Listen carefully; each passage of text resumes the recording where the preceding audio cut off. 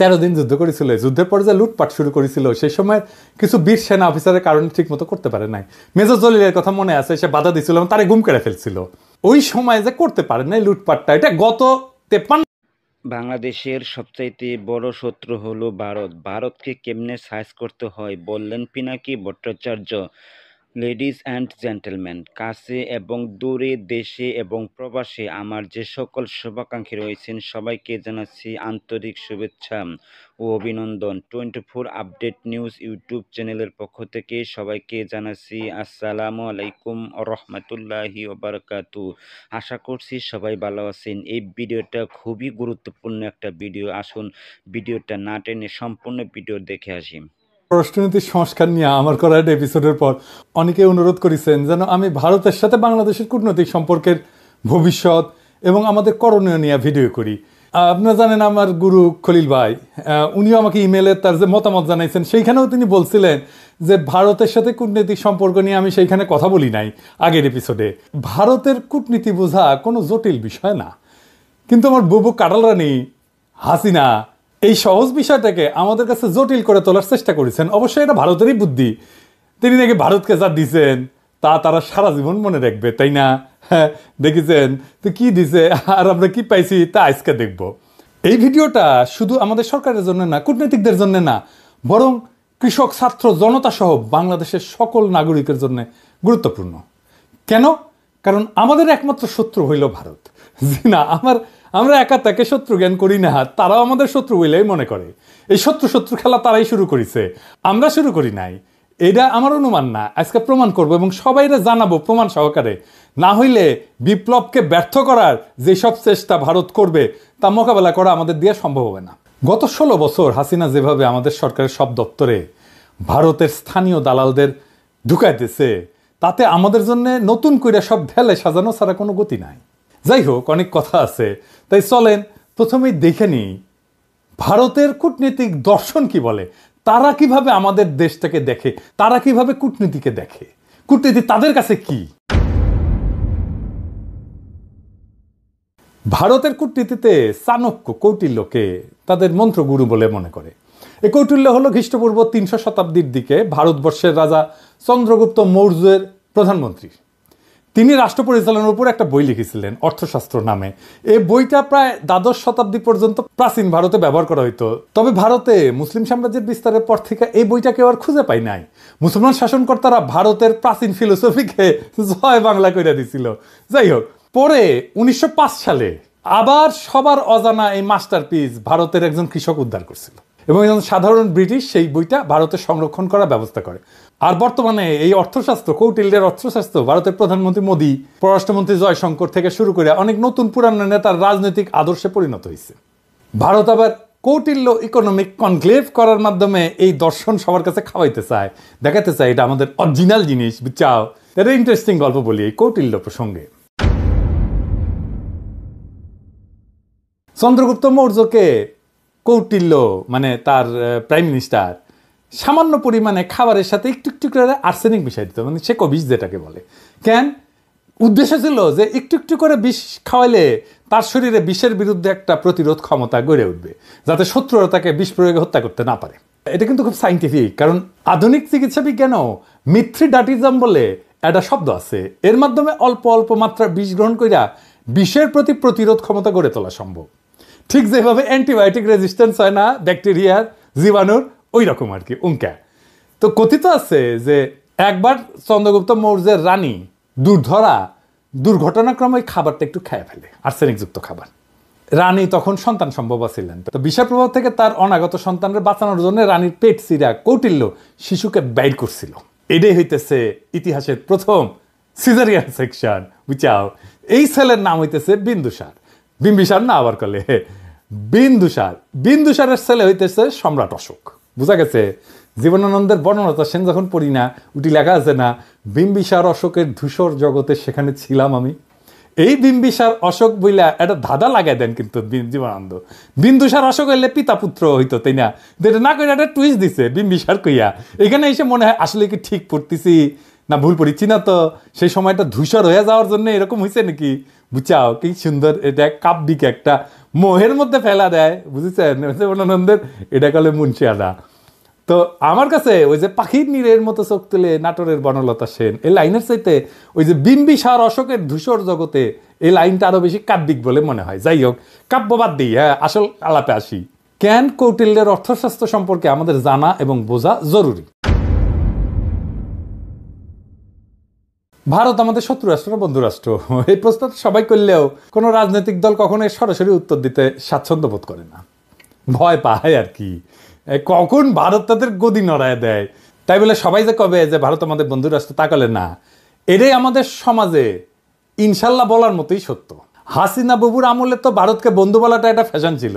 বাংলাদেশের কোনো জাতীয় অর্জনে ওই ভারতের প্রধানমন্ত্রী, রাষ্ট্রপতি থেকে শুরু করে মন্ত্রী, মুখ্যমন্ত্রী আগমন খুব কমন ছিল না, সাধারণ ঘটনা ছিল না। কিন্তু হঠাৎ কি হইলো যে ময়ূক পাগলা হইয়া গেল। এই দেখেছেন এডিটর সাহেব, এটা দেখান না, ওই তিরিং বিরিং করে লাফায় না, দেখান না। হোক কলে তারেক হেভি টাপাইছে, ওই যে গণ অধিকারের তারেক, বুঝাও। আর তারেকের ভিডিওটা দেখা, তারেক কি কইছিল যে জামাতকে আপনার পাশাত কামড় দিছে, দেখান না ওইটা। আরে বাবর কে? বাবর কে? কে? বাবর ভারতের বাপ। হ্যাঁ, বাবর ভারতের বাপ। আর আচ্ছা ঠিক আছে, ঠিক আছে। সমস্যা কি বলেন তো? আমার আমার আমার আমার সমস্যা হচ্ছে জামাতি এবং জেহাদিরা। বন্ধ করতে পারবেন? কেন জামাতিরা আপনার পাশায় কামড় দিয়েছে বলেন? বিজেপির নেতারা উল্টা পাল্টা বলা শুরু করলো, এই দেখেন ভিডিও দেখেন। বাংলাদেশের সঙ্গে যুদ্ধ ভারতের কাছে তো কয়েকদিনের ব্যাপার নয়, কয়েক মিনিটেই ফয়সলা হয়ে যাবে। তা আমরা বড় ভাই হিসেবে চিমটি কাটছে, আঁচড় কাটছে, সহ্য করছি, তো বেড়া আমরা দেবই। বাংলাদেশের সীমান্তে কাঁটাতারের বেড়া বসানোর দরকার হইল, দেখেছেন? আরো কত কি। আসলে বাংলাদেশের সাথে ভারতের কোনো বন্ধুত্ব সম্পর্ক নাই, কখনো ছিল না। তবে ভালো সম্পর্ক আছে তার সেবাদাসী হাসিনা, তার দল আওয়ামী লীগের সাথে। আমাদের পররাষ্ট্র মন্ত্রণালয়ে যারা ভারতে কাজ করেছেন তারা সবাই জানেন যে ভারত আমাদের কতটা নিচু চোখে দেখে। যারা ঘুরতে গেছেন, চিকিৎসা নিতে গেছেন, তারা জানেন যে মুম্বাইতে তো বাংলাদেশের পাসপোর্টধারীদের তারা হোটেলে বুকিং পর্যন্ত দেয় না, দেখেছেন? হাসিনার আমলেও ভারত শুধু আমাদের থেকে সুবিধাই নিছে, কিচ্ছু দেয় নাই। ট্রানজিট নিছে, চট্টগ্রাম পোর্ট দিয়ে মালামাল পরিবহনের অনুমতি নিছে, বাংলাদেশকে ভারতের মনোপলিতে পরিণত করেছে, আমাদের সরকারি প্রতিষ্ঠানগুলোকে শেষ করে দিছে। বিনিময়ে আমরা কি ওই মুজিবের আমলে স্বাক্ষর করা ফারাক্কার ন্যায্য পানির হিস্সা পাইছি? পাই নাই। আমরা কি হাসিনার আমলের তিস্তা চুক্তি দিয়ে পানির ন্যায্য হিস্সা পাইছি? পাই নাই। তার কারণ কি? কারণটা হইতেছে কৌটিল্যের একটা থিওরি আছে, mandala theory. Mandala Nelson Mandela না, মান্ডালা মন্ডো থিওরি আর কি। তার মানে কোন রাজার পাশের রাজ্য তার বন্ধু না, পাশের রাজ্য হইল তার বন্ধু, বুঝছাও? চলেন একবার ম্যাপ দেখে আসি।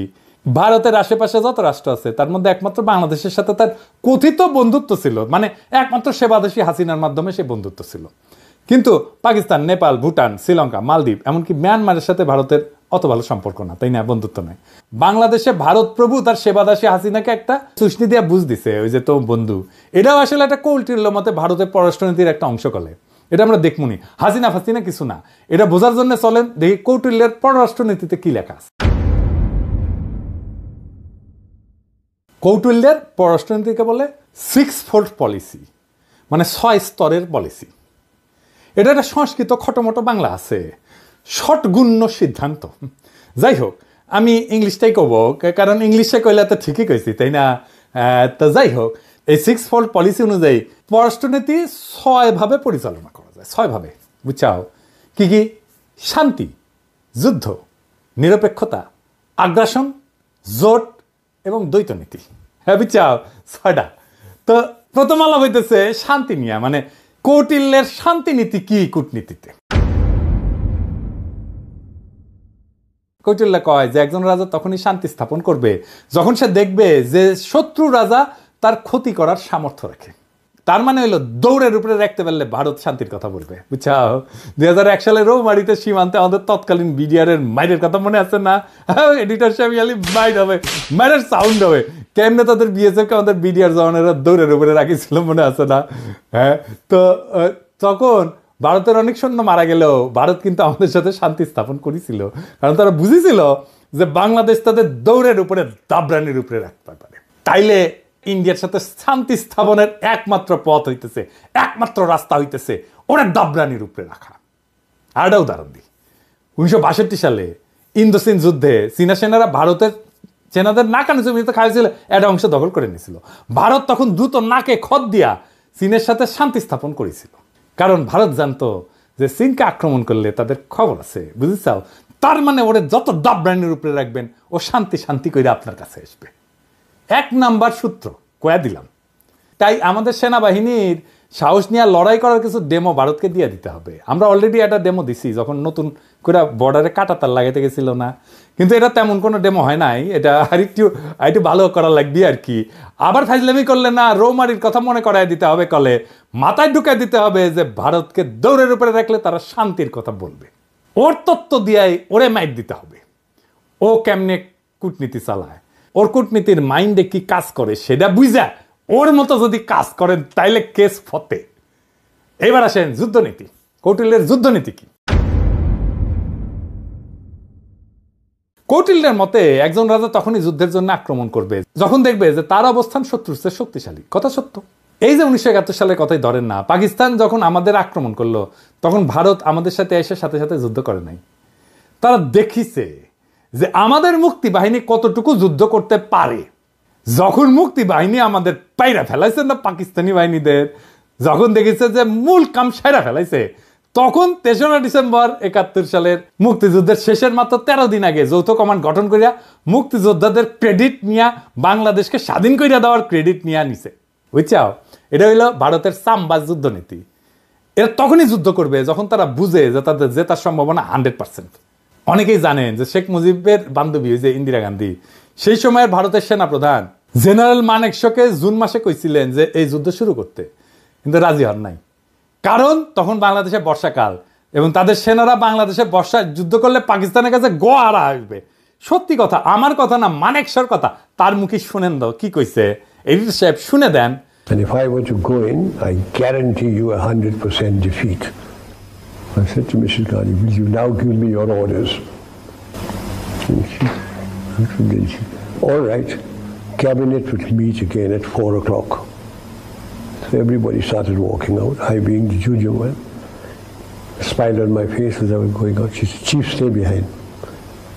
I said, Prime Minister, before you open your mouth, shall I send in my resignation on grounds of health, mental or physical? And she said, oh, sit down, Sam, tell me. Everything you told me is the truth. I said, yes, everything I've told you is the truth. I said, it's my job to fight to win, not to lose. And she smiled at me and said, all right, Sam, you let me know when you're ready. এই যে 13 দিন যুদ্ধ করেছিল, যুদ্ধের পর যে লুটপাট শুরু করেছিল, সেই সময় কিছু বীর সেনা অফিসারের কারণে ঠিক মতো করতে পারে নাই। মেজর জলিলের কথা মনে আছে, সে বাধা দিছিল, তারে গুম করে ফেলছিল। ওই সময় যে করতে পারে নাই লুটপাটটা, এটা গত 53 বছর ধরে পোষায় নিছে ইন্ডিয়া। তাই আমাদের সশস্ত্র বাহিনীকে মনে রাখতে হবে যেন ভারত কখনো এমন সুযোগ আছে বলে ভুলও না করে। প্রফেসর ইউনূসের সেনাবাহিনীর শীতকালীন মহড়ায় যাওয়ার ব্যাপারটা অনেকটা সেই রকম। আমি খুবই পছন্দ করেছি এটা। অনেকে না বুঝলেও আমাদের সবার শ্রদ্ধেয় প্রফেসর ইউনূস স্যার বুঝতে পারছেন যে এই মহড়ার কত গুরুত্ব। এইসব মহড়া ঘন ঘন করতে হবে, বুঝছাও? শুধু শীত না, বর্ষাতেও করতে হবে। যে শীত বর্ষা কিছুই যে ভারতের কোনো কাজে আসবে না, ওটা বুঝা দেওয়া লাগবে, বুঝছাও? ভারতের মনে যেন ভয় অটুট থাকে, তারা যেন কোনোভাবে বাংলাদেশকে আক্রমণের খায়েশ করতে না পারে। এখন কৌটিল্যের মতে ভারত এই যে যুদ্ধ নীতি, এটা কেমনে করবে? এটা 3 ভাবে করবে, 3 প্রকারে করবে। কি কিভাবে? এটা হইতেছে সরাসরি যুদ্ধ, এটা হইতেছে গোপন যুদ্ধ, কিছু কথা থাক না গোপন, আর এটা হইতেছে অঘোষিত যুদ্ধ, মানে ঘোষণা না দিয়া যুদ্ধ, বুঝছাও? ভারত আমাদের সাথে সরাসরি যুদ্ধে যাবি না, ওই সাহসী নাই। ওই যে বুঝিছে না, এখানকার পোলা পাইন এবং বন্দুকের সামনে বুক পাইতা দেয়, তারপরে নড়ে না। তো এর সাথে যুদ্ধ করা যায়। তারা কি কি যুদ্ধ করবে? গোপন এবং অঘোষিত যুদ্ধ তারা সবসময় করে আসতেছে এবং এটা করে আসবে। চলেন দেখি সেটা কিভাবে করবে। গোপন যুদ্ধ হইল সেটা সেই পন্থা যেটা দ্বারা ভারত আমাদের একদিকে আক্রমণের আশঙ্কা তৈরি করবে আর আমাদের সেনাদের সেই দিকে ব্যস্ত রাখবে, কিন্তু ভারত আমাদের আক্রমণ বা ক্ষতি করবে অন্য দিক থেকে, বুঝছাও? মাথায় ঢুকে নাই, তাই না? ধরেন আমাদের দক্ষিণে তো আরাকান রাজ্য, একটা নতুন রাখাইন দেশ হওয়ার সম্ভাবনা আছে, তাই না? ভারত রাখাইন দেশকে দিয়া বাংলাদেশের নাপ নদী সংলগ্ন বর্ডারে উত্তেজনা তৈরি করবে। আর আমরা যখন ওইদিকে সামলাইতে ব্যস্ত হয়ে যাব, তখন উত্তরবঙ্গ বা অন্য কোনো বর্ডার দিয়া সে আক্রমণ করার চেষ্টা করবে। এটা বুঝতে ভারতের ওই হকার সাংবাদিক ময়ূক রঞ্জনের একটা ভিডিও দেখি চলেন। সে কইতেছে যে বাংলাদেশের চিকেন নেক নিয়ে নিলে ভারত ফেনী দখল করিয়া চট্টগ্রামকে আলাদা করে দিবে। শুনেন, এটিকে বলা হয় বাংলাদেশের চিকেন স্নেক। বাংলাদেশের এই চিকেন স্নেক অবরুদ্ধ করতে ভারতের সময় লাগবে 5 মিনিট। বাংলাদেশের চিকেন স্নেক এটা যদি কাট অফ করে দেওয়া হয়, তাহলে গোটা বাংলাদেশের ভূখণ্ডের সাথে চট্টগ্রামের কোনো সম্পর্ক থাকবে না। এই ফেনীটা যদি কোনোভাবে কাট অফ হয়ে যায় বা দখল হয়ে যায় বা অবরুদ্ধ হয়ে যায়, গোটা বাংলাদেশের এত বড়, এত জেলা সহ যে বাংলাদেশ, সেই বাংলাদেশ থেকে কাট অফ হয়ে যাবে চট্টগ্রাম। এবার এটা মৌলবাদীদের কি করে লোকে বোঝাবে? অর্থাৎ ভারত আমাদের চট্টগ্রামের ভয় দেখাতেছে যেন আমরা এদিক নিয়ে ব্যস্ত হইয়া যাই, আর ভারত আমাদের অন্যদিকে দেয়, বুঝছাও? কিন্তু সেই প্ল্যান তো আজকে ফাঁস করে দিলাম, তাই না? এবার চলেন অঘোষিত যুদ্ধ কেমনে ভারত করবে। এটা আসলে ভারতের সবচেয়ে পছন্দের যুদ্ধ, বুঝছাও? এই যুদ্ধে তারা তাদের সরকারি এজেন্ট, ধর্মীয় এজেন্টদের ব্যবহার করবে। তারা এই কাজ শুরুই করে দিছে। সরকারি চাকরিতে ভারতের দালালদের দিয়া অস্থিরতা তৈরি করেছে, ক্যাডারে ক্যাডারে দ্বন্দ্ব করেছে। এইটা প্রফেসর ইউনূসের সরকারকে কাজ করতে না দেওয়ার একটা কুবুদ্ধি। তাই আমি আগেও বলছি, এখনো বলি, ক্যাডারে ক্যাডারে দ্বন্দ্বের সমাধান করা জরুরি। এই ক্ষেত্রে কোনো কথা শোনা যাবে না, কঠোর হইতে হবে। যারা এই দ্বন্দ্ব ধৈর্য রাখতে চায় ওরা ভারতের দালাল। সবার অধিকার এবং প্রাপ্যতায় সাম্য দরকার। তারপর যদি আমলারা যদি কাজ ঠিক মতো না করে, তাহলে পাছায় লাথি দিয়া চাকরি থেকে বের করে দেন। আমি গত ভিডিওতে তো পররাষ্ট্র অফিসারদের সুযোগ সুবিধার কথা কইছিলাম, তাই না? প্রশাসন ক্যাডার মনে হয় আমার উপর মাইন্ড করেছে যে দাদা তো ওদের কথা কইলে আমাদের কথা কিছুই কয় নাই। হ্যাঁ, এবার বুঝেন কেন বলছি। যতদিন ক্যাডার ক্যাডার দ্বন্দ্ব থাকবে ততদিন আমাদের সার্বভৌমত্ব ভারতের আগ্রাসী নীতির হাতে পরাজিত হওয়ার সম্ভাবনা থাকবে। এটা তো আমরা হতে দেব না, তাই না? তবে সুযোগ সুবিধা পাওয়ার পর আমার কূটনীতিক সহ 25 ক্যাডারের ভাই বোনেরা যদি কাজ না করেন আর ভারতের চামচামি না ছাড়েন, তাইলে আপনাদের কলে খবর আছে, কইয়া দিলাম, বুঝছেন? আমি যখন ধরি না তখন কিন্তু কচ্ছপের কামড় দিয়া ধরি। আর একটা উদাহরণ দিই, ওই যে চিন্ময় প্রভুপাদের কথা মনে আছে না? ওরে দিয়া ভারত সুন্দর একটা গেম সাজাইছিল করলে, যেন হিন্দুরা এই সরকারের বিপক্ষে কাজ করে। সাথে ভারতের কিছু বেতনভোগ বাংলাদেশি দালালও ছিল, ওই যে প্রথম আলো, তার দিল্লি স্টার, এটা আছেই। কিন্তু হিন্দু স্যার সেই ওখানে আসার মেরে দিচ্ছে ভালো করে। একইভাবে দিল্লির সাতপন্থীদের দিয়া ধর্মপ্রাণ মুসলমান তাবলিগের সদস্যের মধ্যে মারামারি সৃষ্টি করছেন, সেটাও আমরা সামলাইছি করলে। এইরকম আরো আসবে, কিন্তু এখন আর লাভ হবে না, কারণ সবাই বুঝে গেছে যে ভারত কিভাবে এই কাজটা করে বা করবে। এইটা ভারতের অনেক প্রিয় মেথড, কিন্তু প্রিয় পদ্ধতি। ভারত আগেও তাই করেছে। 1975 সালে শেখ মুজিব জয় বাংলা করে দেওয়ার পরে ভারত আমাদের পার্বত্য চট্টগ্রাম এলাকায় শান্তি বাহিনীকে ফান্ড করেছিল, ট্রেনিং দিছে, তারপরে অশান্তি সৃষ্টি করেছে। আরে হারামজাদা কাদের সিদ্দিকী, ওরে আশ্রয় দিচ্ছে আদের সিদ্দিকী, তার বাহিনী নিয়ে বাংলাদেশের ভিতরে আসে আক্রমণ করিত, এবং কাদের সিদ্দিকীর বাহিনীর সাথে আমাদের সেনাবাহিনীর যুদ্ধ হইতো। কিন্তু অনেকে গলে বীরুত্তম খেতাবও পাইছে, এবং আমাদের অনেক অফিসার মারা গেছে, সৈনিক মারা গেছে। আর এই হারামজাদার রাজনীতি করিচ্ছে, ওর তো এখন জেলে থাকা উচিত।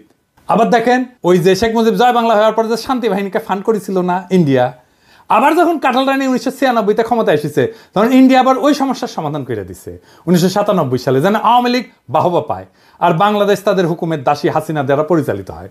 একই কাজ তারা শ্রীলঙ্কায় করেছে তামিল হিন্দুদের নিয়ে, নেপালে করেছে মাওবাদীদের নিয়ে, পাকিস্তানে বেলুচিস্তানেও একই গল্প। বাংলাদেশে যেন তারা এই কাজ করতে না পারে সেই দিকে লক্ষ্য রাখতে হবে। বর্ণ, গোত্র, ধর্ম নিয়ে যারা লাভ দেবে, ঝামেলা করার চেষ্টা করবে, ইসলামকে বাংলাদেশে বিতর্কিত করার চেষ্টা করবে, এরা সবাই ভারতের দালাল, এটা মাথায় রাখতে হবে। এবার দেখি কৌটিল্যের নিরপেক্ষতা কূটনীতি কি। কৌটিল্য কাছে যদি কোনো রাজা মনে করে যে তার শত্রু রাষ্ট্রের ক্ষমতা তার সমান এবং এই ক্ষমতার সাম্য তাদের পারস্পরিক ক্ষতি হইতে বিরত রাখে, তবে রাজা সেই রাজ্যের প্রতি নিরপেক্ষ থাকে। মজার কথা মানে হইল, ভারত যদি মনে করে বাংলাদেশ তাদেরকে জয় বাংলা করে দিতে পারে যে কোনো সময়, তাইলে ভারত আমাদের সাথে নিরপেক্ষ আচরণ করার সিদ্ধান্ত নেবে। এই ধরেন 5ই আগস্টের পর আমরা যখন ইলিশ দেওয়া বন্ধ করেছিলাম, তখন ভারতের বাহাদুরি কিন্তু শেষ হয়ে গেছিল। তো ওরা তখন আমাদেরকে তেল দিয়া, কালারানির প্রতি প্রেম কিছুটা বিসর্জন দিয়া আমাদের থেকে ইলিশ নিচ্ছে, আমরা দিছি। যদিও এই সিদ্ধান্তটা আমাদের অনেকে পছন্দ হয় নাই, কেননা আমরা সেই সিদ্ধান্ত বুঝে নিছি কিনা জানি না। তবে এখন এইসব চাল আমাদের বুদ্ধি করে চলতে হবে। ভারতকে বুঝাই দিতে হবে যে 1971 সালে আমাদের সহায়তা করার প্রতিদান অনেক গুণে আমরা দিছি। এখন আমরা আমাদের ন্যায্য পাওনা আদায় না করে আপনাদের কিছু দিব না। আর একটা উদাহরণ দিই, 2008 সালে যখন মুম্বাইতে আক্রমণ হয় না, ওই যে তার দায় কলে ভারত পাকিস্তানকে দিছিল, অনেক হম্বিতম্বি করেছিল, কিন্তু তারা পাকিস্তানে কোনো সামরিক আক্রমণ চালায় নাই। এর কারণ হইল পাকিস্তান একটা নিউক্লিয়ার শক্তি, ওরে আক্রমণ করলে ভারত জয় বাংলা হইয়া যাবে, এটা ভারত বুঝে, তাই তারা হাক ডাক দিয়া চুপ ছিল। বুঝা গেছে ব্যাপারটা? শক্তিতে সমান সমান টক্কর দিতে হবে, টক্কর দেওয়ার ক্ষমতা, আমার টক্কর দেওয়ার ক্ষমতা আছে, এইটা বুঝাই দিতে হবে। এবার আসেন কৌটিল্যের আগ্রাসন নীতি। কৌটিল্যের দর্শন মোতাবেক একজন রাজা যখন নিজের শক্তি বৃদ্ধি করে তখন সে শত্রু রাজ্যকে আক্রমণের প্রস্তুতি নেয়। এটা কিন্তু ভারত খুবই মানে হইল যে এটা ভারতের পছন্দের একটা মেথড, এইভাবে সে মাপে অন্যরে। এই যে ধরেন রৌমারির কথা, 2001 সালে রৌমারিতে ভারতের সেনারা আমাদের জয় বাংলা হওয়ার পরে ভারত কিন্তু চুপ ছিল, কারণ আগেই বলছি। এরপর আমাদের বুবু যখন 2008-এ 111-এর নকশা ক্ষমতা আসে, তার কয়েকদিনের মাথায় ভারতের প্রতিশোধ নেয় বিডিআরে হত্যাকাণ্ড কইরা, 57 জন সেনা অফিসারকে হত্যা কইরা। শুধু তাই না, বিডিআরের গৌরবময় ইতিহাস যেন বাংলাদেশে না থাকে তাই তারা কাঁঠাল রানীকে দিয়ে নাম পরিবর্তন কইরা বিজিবি বানায়, পোশাক বদলায়। দেখেন হাসিনার দাসত্ব। আমরা যেহেতু এটা এখন বুঝে গেছি, আমরা আবার বিডিআরকে তার আসল নামে ফেরত নিয়ে যাব, বিডিআর নামে পরিচিত হবে, তাদের আধুনিক অস্ত্র দেব, ফেরায় দেব তাদের গৌরবের ইউনিফর্ম। এই নাম শুনলে আর ইউনিফর্ম দেখলে ভারতের 2001 সালের কথা মনে থাকবে, আর পাতলা পায়খানা হয়ে যাবে। এইটা আমাদের প্রথম কৌশল। দেখেন ভারতের সেনা প্রধানের বক্তব্য। I am in touch with the chief of Bangladesh during the time of when this changeover took place. I was in constant touch with him, and even thereafter in November 24 we had a video conference also. As far as the military cooperation is concerned, is again going up in the same way. Our officers have moved there for the NDC also. There is no let up on that side. The only thing is, as far as the joint exercise which is carried out, because of the situation as of now, that we have postponed for some time, and as and when the situation improves, that exercise will also go on. When we talk about the relationship we should talk about when there is an elected government. So as of now, the relationship is with the military is well and perfect. 5 আগস্টের পর 5 মাস হয়ে গেল ভারত তার কোনো মন্ত্রী বা সংস্থা প্রধান কখনো এই ধরনের কথা বলে নাই। আমি আমার আগের ভিডিওতে বলছিলাম যে ভারতের প্ল্যান মোতাবেক সব চলতেছে, এবং এই প্ল্যান মোতাবেক চালাইতেছে ভারতের আরেক সেবাদাস ওয়াকার। আমার কথা অনেকেই বিশ্বাস করেন নাই, অনেকেই আমাকে কইছেন ওয়াকার একটা বিপ্লবের শক্তি। এখন দেখেছেন তো, এখন দেখেন ভারতের সেনা প্রধান বলে তার সাথে নাকি অন্তর্বর্তীকালীন সরকার গঠনের পুরা সময় জেনারেল ওয়াকারের সাথে যোগাযোগ ছিল। অর্থাৎ ওয়াকার সাহেব যখন রাজনৈতিক নেতাদের নিয়ে অন্তর্বর্তীকালীন সরকার গঠনের চেষ্টা করতেছিলেন, তখন তিনি নিয়মিত ভারতের সেনা প্রধানের সাথে যোগাযোগ রাখতেছিলেন, রাষ্ট্রদ্রোহী কাজ করছেন তিনি। ওয়াকার সাহেব হয় আপনি বিপ্লবের স্পিরিট ধরতে পারেন নাই এবং হাসিনার আমলের অভ্যাস 2 দিনে ছাড়তে পারেন নাই, অথবা আপনাকে ভারতের সেনাপ্রধান ফাঁসাইয়া দিছে যাতে বাংলাদেশের সেনাবাহিনীর সর্বোচ্চ নেতৃত্ব বিপ্লবের বিপক্ষে কাজ করতেছে, এইটা জনমনে ছড়ায় দেওয়া যায়। এইটা বাংলাদেশকে এবং বাংলাদেশের মানুষের মনোবল ধ্বংস করার চেষ্টা। এভাবেই গত 5 মাস ভারত নিজেদের কৌশল ঠিক করেছে এবং বাংলাদেশের সকল মানুষকে এটা বোঝানোর চেষ্টা করতেছে যে ভারত এখনো আমাদের প্রভু। এবং এইটা বোঝানোর জন্য তাদের প্রথম টার্গেট আমাদের হাসিনা বাবুর ফুফাতো বোনের জামাই সেনাপ্রধান ওয়াকার সাহেব। আমি অবাক হই যে সমস্ত সেনা সদর বা আন্তঃবাহিনী জনসংযোগ পরিদপ্তর এই নিয়ে কোনো কথা বলেন নাই, আর ভারতের দালাল বাঙ্গুয়েলিটারা বৈশাখী নিজেদের দেখতেছে আর নিজেদের হারানো প্রভাব পুনরুদ্ধারের স্বপ্ন দেখতেছে। প্রথম আলো গং এখন এইগুলা নিয়ে পুরা গল্প বানাবে ফায়াজ করিমের মতো। এইসব বাংলাদেশ বিরোধী ভারতীয় এজেন্টদের যেখানে দেখবেন সেখানেই এদেরকে জয় বাংলা কইরা দিতে হবে। এখন দেখেছেন তো জেনারেলদের বাসায় হাসিনার লোক, আওয়ামী লীগের লোকেরা লুকে আছে, দেখেছেন? ফ্ল্যাট মালিক কে? ফ্ল্যাট মালিক হচ্ছে মাহবুব সামদ চৌধুরী, মেজর জেনারেল। জি। উনি এখন বর্তমানে কোথায় আছে? উনি এসএসএফ আছে। এসএসএফ আছে, ডিজি। জি।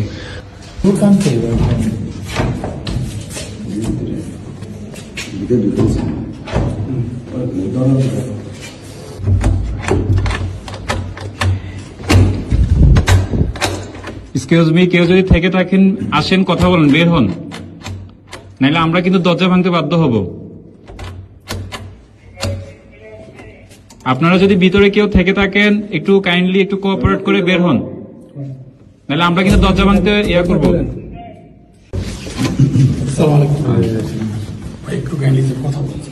নেন কে নেন কে বলেন কে ভাই আমি তো স্যার আসলে সামনে আসেন সমস্যা নাই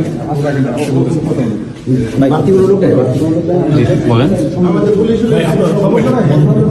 মহিলা বন্ধ করে আপনি একটু আসবেন।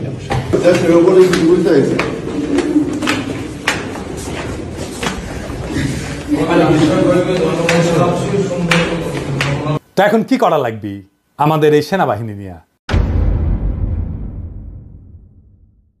এর মধ্যে আমাদের সামরিক সক্ষমতা এমনভাবে উন্নীত করতে হবে যেন ভারত আমাদের ভয় পায়। ভারতের সামরিক শক্তি আমরা জানি, সেটা ওয়াকার সাহেবও জানেন। সামরিক বিষয়ে তাই এখানে বলতে চাই না, আমার সাথে যোগাযোগ করলে পরামর্শ দিয়ে দিব। তবে এটা বলতে পারি, আমাদের সশস্ত্র বাহিনীকে নতুন নতুন আধুনিক যুদ্ধ বিমান, ট্যাঙ্ক, যুদ্ধ সরঞ্জাম কিনতে হবে। মাঝে মাঝে সে সমস্ত মাল দিয়া একটু প্রশিক্ষণ করে তো ফুটাতে টুটাতে হবে আর কি, বুঝছাও। আর বলিছি একটা সাইবার ব্রিগেড করতে হবে আমাদের শক্তিশালী, তাইলে আমাদের পাতলা পায়খানা চলতে থাকবে। ভারত কিন্তু ফ্রান্স থেকে রাফেল কিনেছে, রাশিয়া থেকে কিনেছে সুখয় যুদ্ধ বিমান। আমাদের তো রাশিয়ার ফ্রান্সের সাথে সম্পর্ক ভালো, যুক্তরাষ্ট্রের সাথেও ভালো, তুরস্কও আছে। ভারত এতদিন আমাদের আধুনিক যুদ্ধ সরঞ্জাম কেনার ব্যাপারে ভেটো দিয়ে আসছে করলে, এখন বুঝতে পারছেন তো কেন তারা ভেটো দেয়? এই কূটনীতির কারণে। কারণ ওরা চায় আমরা যেন সমরে শক্তিশালী হইতে না পারি এবং তাদের সেবা দাসী হিসাবে থেকে যায়। এরপরে আসেন কৌটিল্যের কূটনীতিতে জোট নীতি কি। কৌটিল্য বলে দিছে যে যখন রাজায় যুদ্ধ করবে না, তখন সে অন্য শক্তিশালী রাজ্যের সাথে জোট গঠন করবে এবং নিজেকে সেই শক্তিশালী রাজার হাত থেকে নিরাপদ রাখবে। ভারত কিন্তু এই কামটাও ঠিক মতো করে, মানে কৌটিল্যকে মাইনে চলে আর কি। এই যেমন ধরেন ভারতের সামরিক সহযোগিতার সম্পর্ক আছে রাশিয়া, ইসরায়েল আর যুক্তরাষ্ট্রের সাথে। এই তিন দেশ চাইলে যে কোনো সময় ভারতকে জয় বাংলা করে দিতে পারে। আবার লক্ষ্য করলে দেখবেন যে এই তিন দেশের সাথে যাদের শত্রুতা, ভারত কিন্তু তাদেরকে শত্রু মনে করে। এই তিন দেশের কমন শত্রু হইল মুসলিম দেশগুলা। ভারত এদের সাথে সন্ধি করার মানে হইল ভারত এদের সাথে মিলা মুসলিম বিরোধী শক্তি গঠন করতে চায়। ভারত এইসব দেশ থেকে সমরাস্ত্র কেনে, এদের সাথে মিলিটারি তথ্য আদান প্রদান করে। আমরা হয়তো ইসরায়েলের সাথে সম্পর্ক করতে না পারলেও বাকি দুই দেশের সাথে পারবো, সেই অবস্থা আমাদের আছে। আবার কাঁঠাল রানী যেইভাবে আমেরিকার সাথে সম্পর্ক খারাপ করেছিল, তাতে এটা পরিষ্কার যে হাসিনা ভারতের নীল নকশা বাস্তবায়ন করেছে যেন বাংলাদেশের সাথে আমেরিকার সম্পর্ক ভালো না থাকে। আমরা এদের সাথে সম্পর্কের পাশাপাশি চীন, পাকিস্তান, সৌদি আরব, ইরান, তুরস্কের সাথে সামরিক সম্পর্ক তৈরি করব। এরা কেউ ভারতের সাথে সন্ধি করবে না, কিন্তু আমাদেরকে এরা ভালোবাসে, ঠিক কিনা বলেন? আমাদের সাথে সন্ধি করবে। এই সন্ধিগুলা হইলে তখন দেখবেন যে জয়শঙ্কর বাবাজি আর অজিত দোভাল কিভাবে দৌড়ের উপরে থাকে। আমাদের সামরিক কেনাকাটাগুলা আমরা এইসব দেশ থেকে করব। আর আমেরিকা, রাশিয়াকে সাথে নিতে হবে। এরা কিন্তু হিসাবি দেশ, এদের থেকে সমরাস্ত্র না কিনলে এরা আপনাকে কোনো সাপোর্ট দিবে না। ভারতে রাফায়েল আছে, আমরা F-16 কিনতে পারি। আবার ফ্রান্সের রাফায়েল অথবা রাশিয়ার সুখয় কিংবা চীনের চেংদু J-10 চার্লি কিনতে পারি, তাই না? তবে ফ্রান্সের রাফায়েল কিনলে আমি এনা খুশি হমনি, তাই না? আমাকে এত আশ্রয় দিছে না ফ্রান্সের সরকার, ওদের কিছু করা লাগে না, আমাদের তো একটা দায়িত্ব আছে, কি বলেন? তো রাফায়েল কিনলে পিনাকি দাদা খুশি হয়ে যাবে নি, বুঝছাও? তো শুনেন, কেনা লাগবি না এখনই, খালি কেনার আলাপ শুরু করে দেন, দেখবেন ভারতের সীমান্তে কাঁটাতার বসানো থেমে যাবে। আমি গ্যারান্টি দিচ্ছি, লিখে দিচ্ছি, না হইলে আমার এসে কইেন।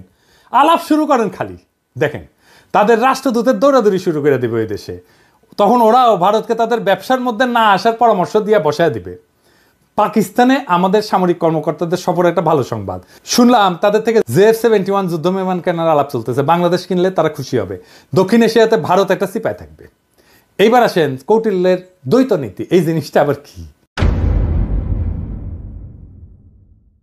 এটা সবচেয়ে মজার থিওরি। এটার মধ্যে একজন রাজা একই সময় একজনের সাথে যুদ্ধ আর একজনের সাথে সন্ধি, বুঝছাও?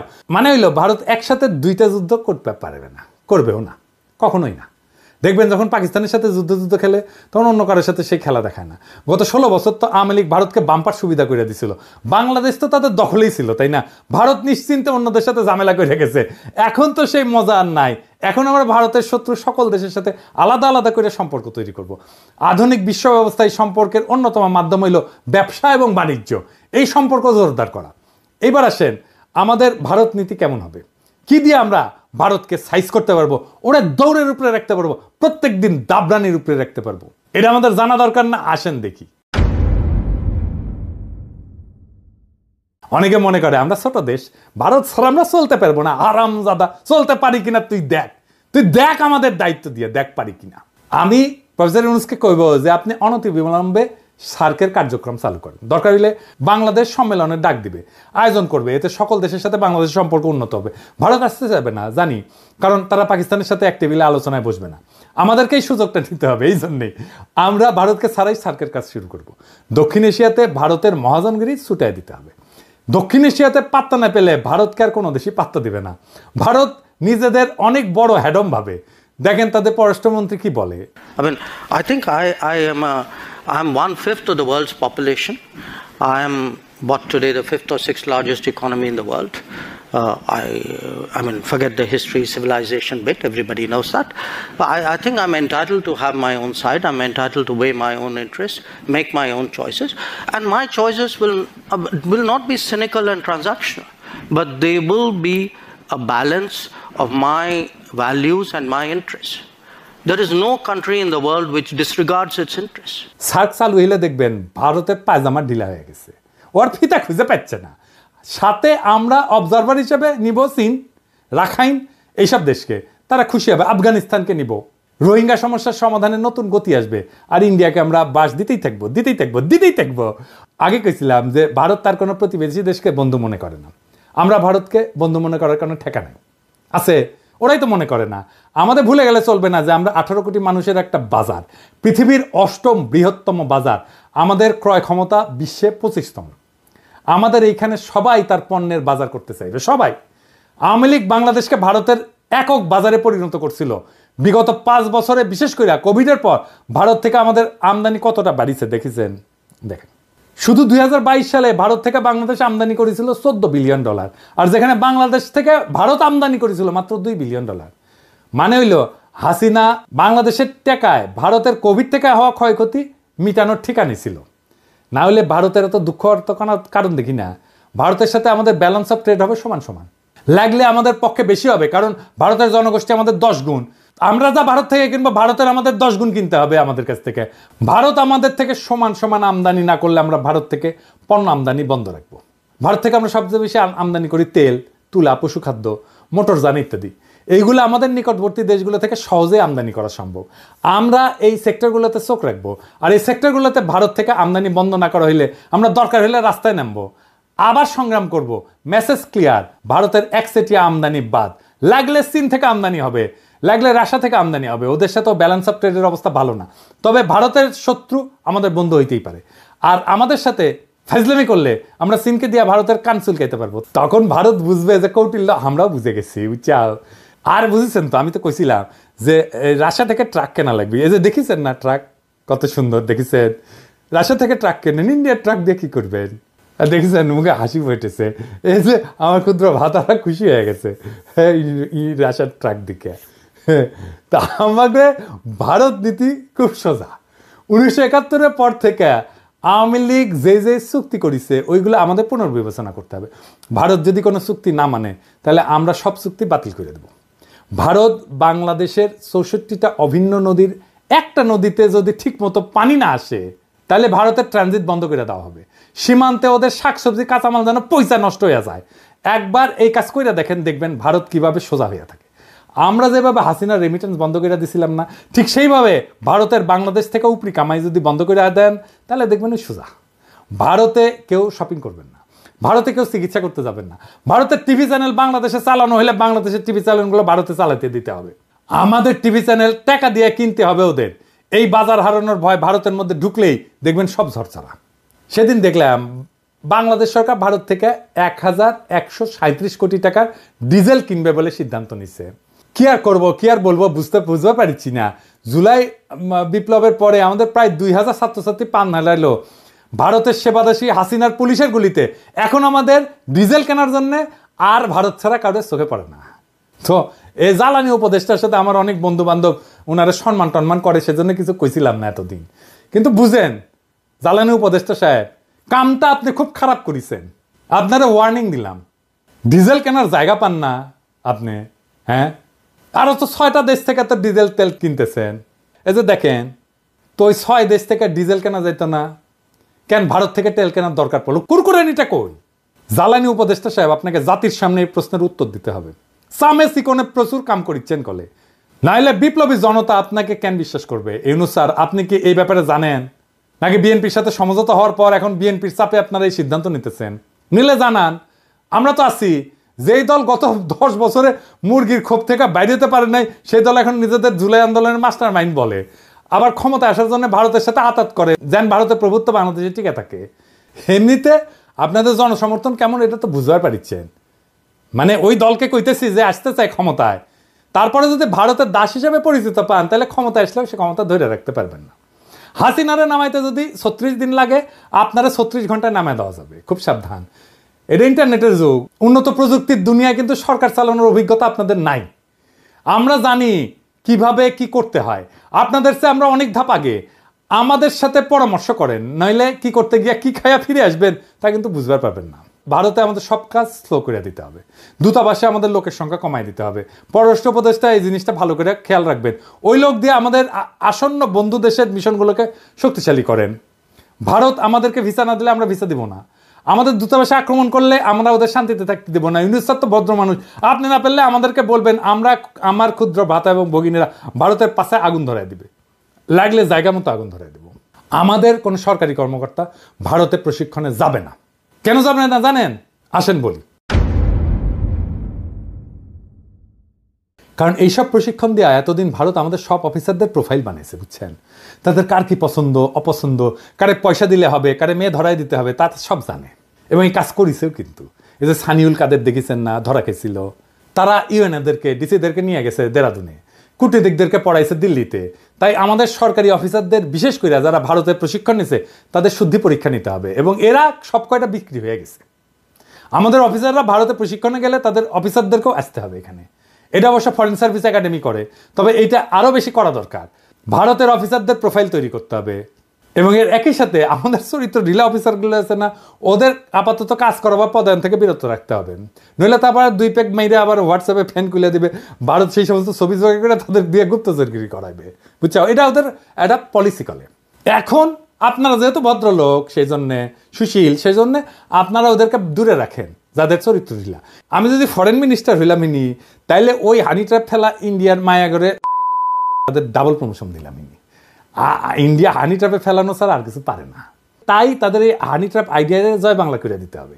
যখন কইতে পারবেন পারলে আরো পাঠা, তোর দেশে মায়েরা আমার কাছে আসে কেন, তুই পারিস না তো আমি তোরে সাহায্য করতেছি, আরো পেটে দিস বান্দা হাজি, সেই দিন তাদের এই অস্ত্র আর কাজ করবে না।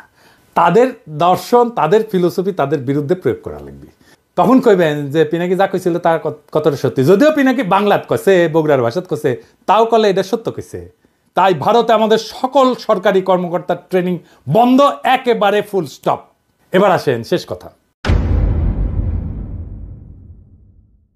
পররাষ্ট্রনীতিতে শেষ কথা বলে কিছু নাই। এক দেশ নিয়ে পলিসি করাটাও বিপজ্জনক। এক দেশের সাথে সম্পর্ক স্থাপন করা শুধু সেই 2 দেশের ব্যাপার না, অনেক বিষয় মাথায় রাখতে হয়। তবে ভারত যেহেতু স্পেশালভাবে আমাদের গত 53 বছর লুট করে গেছে, তাই আমাদের এখন সময় আসছে ভারতকে নিয়ে ভাবার, নতুন কইরা পলিসি তৈরি করার। কৌটিল্য ভারতের আইডিওলজিক্যাল গুরু বলে, তবে এমন গুরু ওদের অনেক আছে, কিন্তু কৌটিল্যের ব্যাপারটা একটু আলাদা। তাই ইউনুস স্যারকে আমি বলবো, আপনাদের সব সরকারি কর্মকর্তাদের কৌটিল্য পড়ান, বই পড়তে বলেন, পরীক্ষা নেন। ভারত যেভাবে আমাদেরকে সাইকোলজিক্যালি করাপ্ট করেছে না, আমরা এখন ওদের সাইকোলজি শিখবো তাদেরকে করাপ্ট করার জন্যে। আজকেই আর ফল আসবে না, কারণ সরকারে তাদের অনেক গোপন সেবাদাসী আছে। তবে এইভাবে আগাইলে আশা করা যায় আমরা 5-10 বছরের মধ্যে আমাদের হারানো মেরুদণ্ড আবার ফিরে পাবো। সম্মানিত দর্শক শ্রোতা, এতক্ষণ যে ভিডিওটা দেখলেন, আশা করছি আপনাদের এই ভিডিওটা সম্পূর্ণ ভালো লেগেছে। আপনাদেরকে বিশেষভাবে অনুরোধ থাকলো যে এই ভিডিওটা দেখার পর লাইক এবং কমেন্টস শেয়ার করবেন। ততক্ষণে ভালো থাকবেন। আল্লাহ হাফেজ।